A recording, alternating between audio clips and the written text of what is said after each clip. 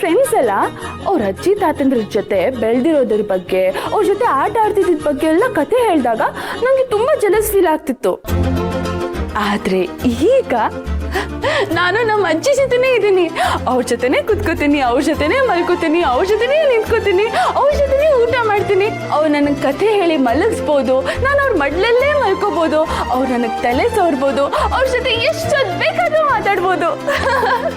ನಾನು ಎಂಥ ಅದೃಷ್ಟವಂತೆ ಅಲ್ವಾ ಅಜ್ಜಿ? ಅದಕ್ಕೆ ತುಂಬಾನೇ ಖುಷಿಯಾಗಿದ್ದೀನಿ. ನೀನಕ್ರೆ ಎಷ್ಟು ಮುದ್ದ ಕಾಣ್ತೀಯ ಗೊತ್ತಾ? ಒಂದ್ ಮುತ್ತೆಲ್ಲ ಸಾಕಾಗಲ್ಲ ಅಜ್ಜಿ, ನಾನ್ ಸಾಕು ಅನ್ನೋವರೆಗೂ ಮುತ್ತು ಕೊಡ್ತಾನೆ ಇರ್ಬೇಕು. ಹೋಗಮ್ಮ, ಅದೆಲ್ಲ ನನ್ ಕೈಲಿ ಆಗಲ್ಲ. ಆಗಲ್ಲ ಅಂದ್ರೆ ಬಿಡೋರು ಯಾರು? ಇಷ್ಟು ವರ್ಷಗಳಲ್ಲಿ ಎಷ್ಟೊಂದು ಮುತ್ತುಗಳು ಪೆಂಡಿಂಗ್ ಇದೆ, ಅದೆಲ್ಲ ನಾನು ತೀರ್ಸ್ಕೊಳ್ಳೋದು ಬೇಡವೋ? ಇಲ್ಲಿ ಕೊಡು ಕೊಡು ಕೊಡು ಕೊಡು.